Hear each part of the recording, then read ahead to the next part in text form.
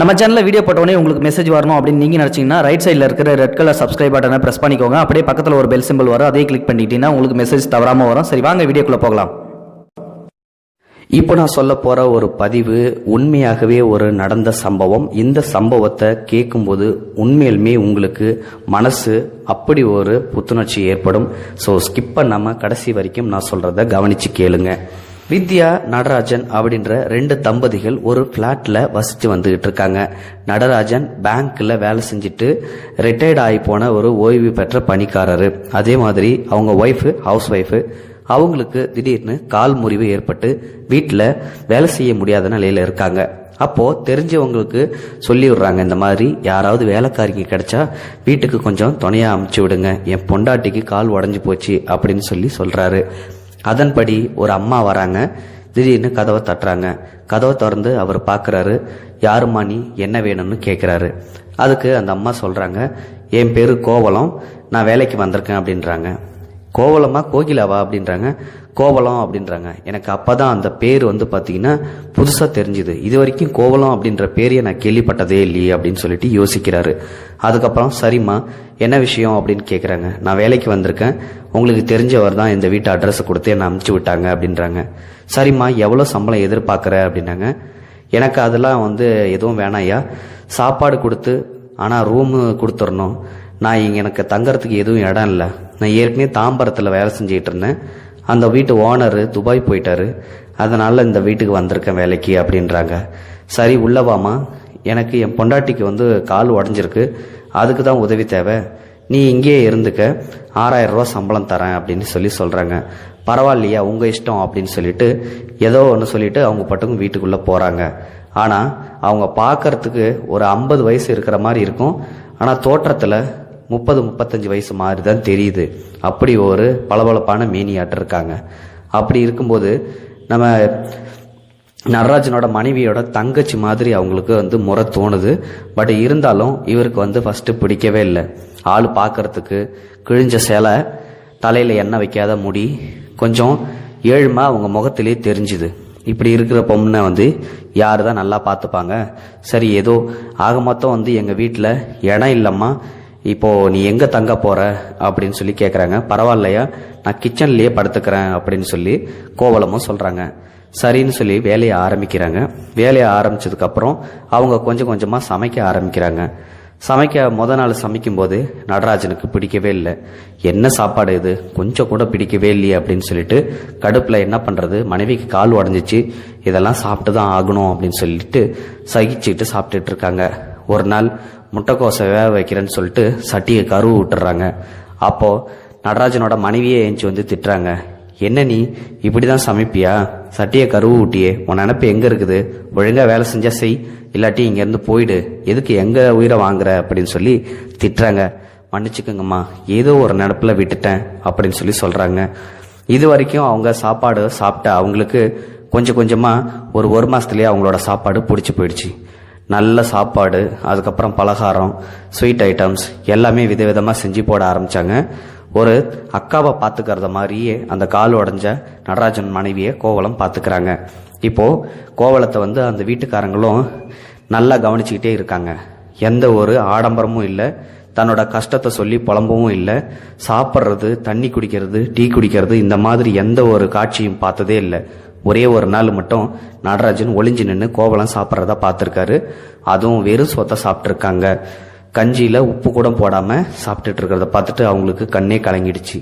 ஆனால் கோவலம் அது எதையுமே பொருட்படுத்தாமல் தூங்குறது கூட தெரியவே தெரியாது. காலையில் அவங்களுக்கு முன்னாடியே ஏஞ்சிருவாங்க. அதே மாதிரி வேலையை முடிச்சுட்டு படுக்கிறது, அவங்க தூங்குறதுக்கு அப்புறம் தான் தூங்குவாங்க. இப்படி நாட்கள் போய்கிட்டே இருந்தது. சாப்பாடு நல்லா சமைச்சிக்கிட்டு இருந்தாங்க. ஒரு நாள் பேங்க்கில் வேலை செஞ்ச அவங்களோட ஸ்டாஃபை வந்துடுறாங்க. பணி ஓய்வு பெற்று இருக்கிறதால அடிக்கடி அவங்களோட ஃப்ரெண்ட்ஸுங்க வருவாங்க. நடராஜனை பார்க்கறதுக்கு வராங்க. அப்போ தான் கேரட் அல்வா செஞ்சு கோவலம் கொண்டாந்து வைக்கிறாங்க. அந்த அல்வாயை சாப்பிட்டுட்டு எல்லாரும் செம்ம சூப்பராக இருக்குது, இன்னும் கொஞ்சம் வேணும், இன்னும் கொஞ்சம் வேணும்னு அவங்க ஃப்ரெண்ட்ஸ் எல்லாருமே சொல்கிறாங்க. அப்படி ஒரு அசத்தலான சாப்பாடு. இப்போது நடராஜனுக்கும் வித்யாவுக்கும் 2 பசங்க இருக்காங்க. ஒரு பையன் மும்பையில் அவங்க ஒய்ஃபோடு இருக்காங்க, இன்னொரு பையன் டெல்லியில் இருக்காங்க. எப்பயாவது லீவு கிடச்சிதுன்னா சம்மரில் ஹாலிடேவுக்கு திருப்பி கொஞ்ச நாள் ஃபங்க்ஷன் எதாவது இருந்ததுன்னா அட்டன் பண்ணிட்டு போயிடுவாங்க. இப்போது இவங்க 2 பேருமே வந்து வெளியில் இருக்கிறதால இவங்க 2 பேர்த்தையும் பார்த்துக்கிறதுக்காக தான் கோவலம் இருக்கிறாங்க. இந்த மாதிரி ஒரு சுச்சுவேஷனில் திடீர்னு மூத்த பையன் ஊருக்கு வராரு மருமகளை கூட்டிட்டு. எல்லாரும் சந்தோஷமாக சாப்பிட்றாங்க. அப்போது கோவலத்தோட சாப்பாடை சாப்பிட்டுட்டு மூத்த பையன் ரொம்ப அருமையாக இருக்குது, இந்த வேலைக்காரி இந்த மாதிரி வந்து கிடைக்கிறது கஷ்டம்தான், நான் வந்து கூட்டிகிட்டு போயிடுறேன் அப்படின்னு சொல்லி சொல்கிறாங்க. அதுக்கு மருமகளும் சொல்கிறாங்க, ஆமாம்மா எனக்கும் இந்த வேலைக்காரி பிடிச்சிருக்கு, ரொம்ப அவ்வளோ ஒரு எளிமை, எந்த ஒரு கெட்ட பழக்கமும் கிடையாது, யாருக்கிட்டையும் எதுவும் வம்பு தும்பும் வச்சுக்கிறது இல்லை, சாப்பாடு கூட சாப்பிட்றது கூட வெளியில் தெரியல, அவ்வளோ அருமையாக சமைக்கிறா, இந்த வேலைக்காரியை நாங்கள் கூட்டிகிட்டு போகிறோம், நீ கேட்குறத விட நான் அதிகமாகவே சம்பளம் தரேன் வாமான்னு சொல்லி கூப்பிடுறாங்க மூத்த பையனும் மருமகளும். அதுக்கு கோவலம், வேண்டாங்க நான் இங்கே இருக்கிறதே எனக்கு போதும், தராங்க எனக்கு தகுந்தா போல அப்படின்னு சொல்லிட்டு சொல்லிடுறாங்க, மறுத்துடுறாங்க. உடனே அவங்களும் 2 நாள் இருந்துட்டு திருப்பி ஊருக்கு போயிடுறாங்க. இது வரைக்கும் 6 மாதம் கடந்து போச்சு. இந்த 6 மாசத்துல ஒரு நாள் கூட தலைவலிக்குது, ஜுரம், எனக்கு லீவு வேணும்னு சொல்லி கேட்டதே இல்லை. எல்லா வேலையும் இழுத்து போட்டுக்கிட்டு செய்வாங்க. அவங்க முதலாளி கொடுக்குற சாப்பாடை கூட விதவிதமாக செஞ்சு சாப்பிடுவாங்க. அதில் கொஞ்சம் கொடுன்னு சாப்பிடுன்னு சொன்னால் வேணா ஐயா பரவாயில்லன்னு சொல்லி தான் சொல்லுவாங்களே ஒஞ்சி சாப்பிட்டதும் கிடையாது. தட்டில் ஓரமாக கொண்டு போயிட்டு கிச்சனில் வச்சா கூட அது சாப்பிட்றதில்ல. வெறும் சோத்தில் தண்ணியில் ஊற்றி உப்பு போடாமல் தான் சாப்பிடுவாங்களாம். அதோட தீபாவளி பொங்கல்னு சொல்லி சாரியாவது மாற்றி கட்டுமான்னு சொல்லி புடவை கொடுத்துருக்காங்க. அந்த புடவை எதுவுமே கட்டாமல் சைடில் அப்படியே வச்சுருந்துருக்காங்க. அவங்க அந்த கட்டிட்டு வந்த புடவையை மட்டும்தான் 2-3 மாற்று துணியோட வச்சு இங்கிட்ட வந்து நடமாடிட்டு இருந்திருக்காங்க. திடீர்னு ஒரு நாள், ஐயா நான் பூந்தமல்லி வரையும் போயிட்டு வரணும்னு சொல்லி கேட்குறாங்க. திடீர்னு வந்து கேட்கும்போது, அதுவும் தயக்கமாக கேட்கும்போது, என்னம்மா வேலைன்னு சொல்லி கேட்குறாங்க. எந்த ஒரு பதிலுமே சொல்லாமல் அப்படியே நிற்கிறாங்க. சரி போயிட்டு வா அப்படின்னு சொல்லி அவங்களும் அமுச்சு விட்றாங்க. கோவலம் எல்லா சாப்பாடு எல்லாத்தையும் தான் சமைச்சிட்டு மதியத்துக்கு உங்களுக்கு தேவையானதை செஞ்சு கொடுத்துட்டு அப்புறமா நான் போகிறேன்யா அப்படின்னு சொல்கிறாங்க. அதெல்லாம் ஒன்றும் வேணாம், 6 மாதத்துக்கு அப்புறம் நீயே இப்போ தான் அரை நாள் லீவு கேட்டிருக்க, எந்த சமையலும் செய்யலாம் எல்லாம் நாங்கள் பார்த்துக்குறோம், நீ போ அப்படின்னு சொல்லி அமுச்சு விட்டுறாங்க. உடனே அந்த வேலைக்காரியும் போகிறாங்க. மறுநாள் சாயங்காலம் தான் வராங்க. வீட்டுக்குள்ளே வந்த உடனே ஒரு தயக்கத்தோட, ஐயோ பொண்டாட்டியால் ஏந்திரிக்க முடியாது, இவருக்கு சமைக்க தெரியாது, இப்படிப்பட்டவங்கள தனியாக விட்டுட்டு போயிட்டு நம்ம வரமே அப்படின்ற தயக்கத்தோட உள்ளே வராங்க. மன்னிச்சிருங்க ஐயா கொஞ்சம் லேட் ஆகிடுச்சின்னு சொல்லிட்டு உள்ளே வந்துட்டு காஃபியை போட்டு கொடுத்து உளுத்த பருப்பு உருண்டிய சாப்பாட்டில் செஞ்சு கொடுக்குறாங்க. சாப்பிட்றாங்க. சாப்பிட்டுட்டு அதுக்கப்புறம் தூங்க போயிடுறாங்க. மறுநாள் காலையில், ஏங்க நான் நைட்டெல்லாம் கிச்சனில் போய் பார்த்தேன், கோவலம் செம்மையாக அழுதுகிட்டே இருந்தா, என்னன்னு கொஞ்சம் கேளுங்க. நான் என்னத்தை கேட்கறது, நான் எத்தனை தடவை கேட்டாலும் ஒன்றுமே சொல்ல மாட்டேன்றா அப்படின்னு சொல்லி அவங்களும் 2 பேருக்குள்ளே பேசிகிட்டு இருக்காங்க. அப்போதான் திடீர்னு காலிங் பெல் அடிக்குது. காலிங் பெல் அடித்த உடனே ஒரு 30 வயசில் ஒரு பையன் வரான். எங்கள் அம்மாவை கூப்பிடுங்க அப்படின்றாங்க. நீ யாருப்பா, யார் தேடி இங்கே வந்த, யார் உன்னோட அம்மா, உனக்கு யார் வேணும்னு கேட்குறாங்க. எங்கள் அம்மா பேர் கோவலம், அவங்க இங்கே தான் இருக்கிறதா சொன்னாங்க, எங்கே கூப்பிடுங்க அப்படின்றாங்க. என்னது கோவலம்மா, கோவலத்துக்கு யாருமே இல்லை, நான் ஒரு அனாதனில் எங்ககிட்ட சொன்னான், அதனால தானே நாங்கள் வீட்டிலேயே வேலைக்கு வச்சோம். இந்தாம்மா கோவலம் இங்கே வா, உன் பையன்னு சொல்லிட்டு யாரோ ஒரு பையன் இங்கே வந்திருக்கான், என்ன விஷயம்னு கேளு அப்படின்னு சொல்லி கோவலத்தை கூப்பிடுறாங்க. கோவலமும் வராங்க. இங்கே எதுக்குடா வந்த, உனக்கு என்ன வேணும், போ இங்கேருந்து அப்படின்றாங்க. எனக்கு ஒன்றும் வேணாம், வேணா நீ வந்து இங்கே எதுக்காக தேவையில்லாமல் கஷ்டப்பட்டுக்கிட்டு இருக்க பாரு, கிழிஞ்ச சேலை, வேலைக்காரிய ஒரு வேஷம், எவ்வளோ பெரிய கோடீஸ்வரி நீ, உனக்கு 2 கோடி ரூபா இருக்குது, வாங்கிக்க, செவனேன்னு வந்து வீட்டில் இரு, இல்லாட்டி அதையாவது வாங்கிக்க, உன் பிச்சை காசு ஒன்றும் எனக்கு தேவையே இல்லை, ஒழுங்காக போயிடு, நான் வந்து இங்கே செம்ம கடுப்பில் இருக்கேன், இதுக்கு மேலே இங்கே வந்து என்னை தொந்தரவு பண்ண செருப்பாலே அடிப்பேன் அப்படின்னு சொல்லி துரத்தி விட்டுறாங்க. இவங்க 2 பேரையும் பேசும்போது உத்து பார்த்துக்கிட்டே இருக்காங்க. உடனே அந்த பையன் என்ன சொல்கிறான், நானே எவ்வளோ தூரம் சொல்லி பார்க்குறேன், 2 கோடி ரூபா அசால்ட்டாக வேணான்னு சொல்லி சொல்கிற, எனக்கு ஒன்றும் வேணாம், நீ போயிட்டே இருறா, அதுக்கப்புறம் என்கிட்ட வந்து பணத்தை கொடுக்கல, அது கொடுக்கல, இது கொடுக்கல, உன்னை வந்து கடைசி காலத்தில் நாங்கள் தான் தூக்கி போடணும், அதை மட்டும் பார்த்துக்க, டேய் நீ ஒன்றும் என்னை தூக்கி போட தேவையில்லை, எனக்கு தூக்கி போடுறவங்களுக்கு என் பின்னால் 4 பேர் நல்லவங்க இருந்தால் போதும், ஐயா நீங்கள் என்னை தூக்கி போட மாட்டீங்களா ஐயா அப்படின்னு சொல்லி கோவலம் கேட்க, என்னம்மா இது கேள்வி, நீ எங்கள் வீட்டில் இருக்க, கண்டிப்பாக உன்னோட கடைசி காலத்தில் எங்கள் வீட்டில் நாங்கள் இருக்கும்போது முடிஞ்சதுன்னா நாங்கள் தாம்மா பார்ப்போன்னு சொல்லி அவரும் சொல்கிறாரு. அதோட அந்த பையனும் அங்கேருந்து ஏதோ பண்ணி தொலை, நான் போகிறேன், காசை வேணான்னு சொல்கிற ஒரே ஆள் நீ தான், கடைசி காலத்தில் கஷ்டம் தான் பட போகிற அப்படின்னு சொல்லிட்டு அந்த பையனும் போயிடுறான்.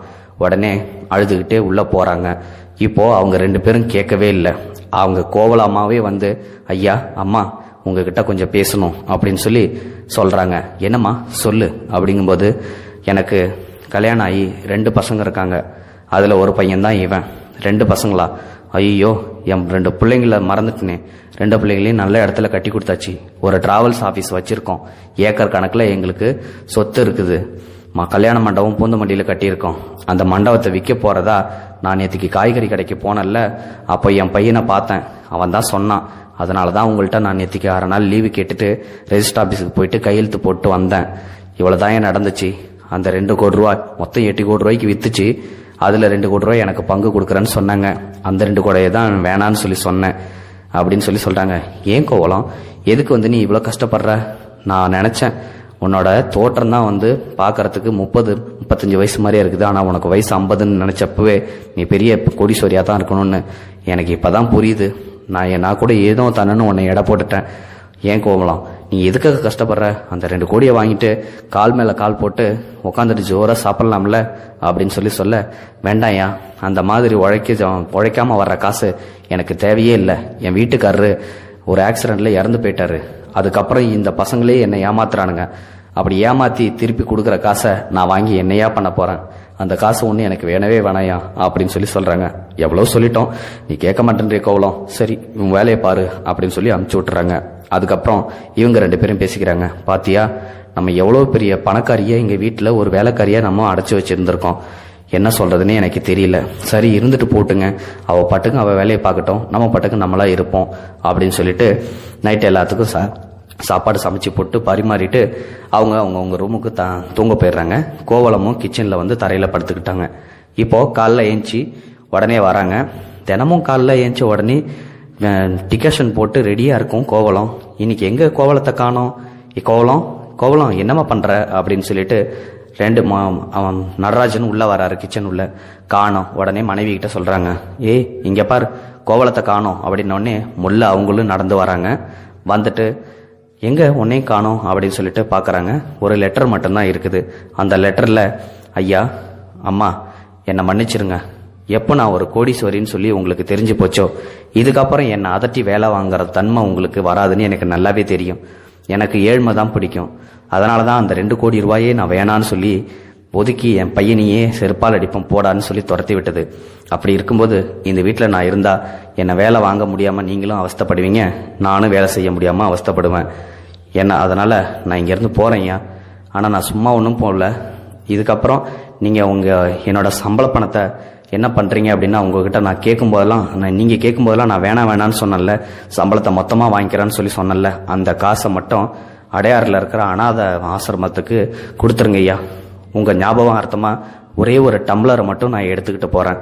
அந்த டம்ளரில் எப்போ குடித்தாலும், தண்ணி குடித்தாலும், டீ குடித்தாலும் உங்களோட ஞாபகம் மட்டும் எனக்கு கடைசி வரைக்கும் போவோம் ஐயா. இது மட்டும்தான் உங்ககிட்ட இருந்து நான் எடுத்துகிட்டு போகிற ஒரே ஒரு சொத்து அப்படின்னு சொல்லி அந்த லெட்டரில் எழுதியிருக்குது. அதுக்கப்புறம் அந்த லெட்டரை படித்து பார்த்தோடனே 2 பேத்துக்கும் கண்ணீரே ஓடுது.